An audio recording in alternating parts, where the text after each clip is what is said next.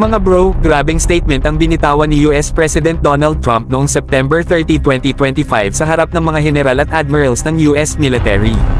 Sabi niya, seryoso raw ang kanyang administrasyon na ibalik sa serbisyo ang mga battleships ng US Navy. Oo, tama ang narinig nyo, mga higanting warship na dominating noong World War II at Cold War era, posibleng muling maglayag.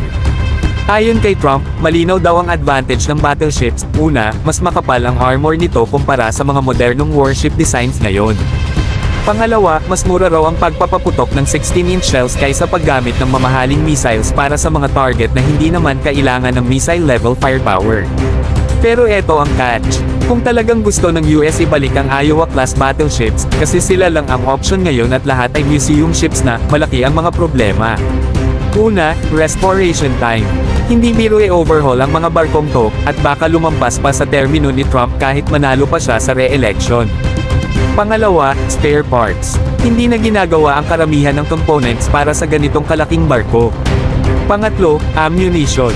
Hindi na gumagawa ng 16-inch shells ang US sa loob ng maraming dekada, so kailangan muling buhayin ang buong production line. At syempre, manpower, bawat Iowa-class battleship nangangailangan ng 1,500 officers at sailors. Dagdag pa dyan, habang makapal nga ang belt armor ng battleships, vulnerable naman sila sa air attacks at underwater threats.